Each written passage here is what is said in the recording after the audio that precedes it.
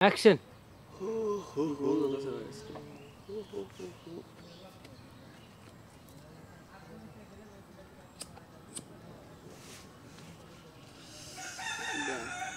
শরীরে যখন এই রাইটটা কোনতে পাইলো পাইলো তোমার কাছ থেকে, আমি কি করছি শরীরটা যখন আলসি দিয়া বইরা যায় না, শরীরটা বইরা চিরিক দিবা।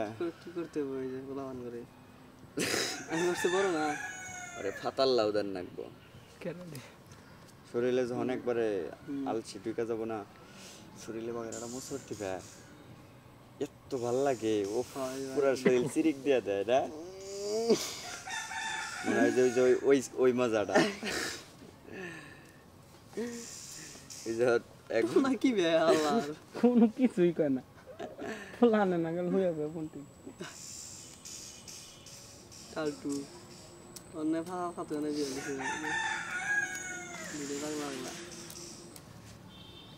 বললো সকাল সকাল পর্যন্ত দুপুর পর্যন্ত গরম থাকে, দুপুর পরে খাওয়ার পরে ও আহামরি আর কথা মতো কয় না। আর ফলো করো, আমি এটা ফলো করি। পাগলা যে আমি একটা কথা বলি, সিনিয়রদের 30 মিনিট ক্লাস একটি নাটকে অনেক কিছু শেখা যায় এবং বোঝা যায়। বোঝা যায় না কিন্তু পাগলা যাই লিখছি না। বোঝা জাহাজ। আচ্ছা বুঝেন। আর বাংলাদেশে যারা জুনিয়র নাটক করে তারা 30 মিনিট ক্লাস কি বোঝায় দর্শকদের, কি শিখায় এটা বোঝা যায়। তাই আমি মনে করি জুনিয়র দিন শর্ট ফিল্ম পারফেক্ট নাটক না।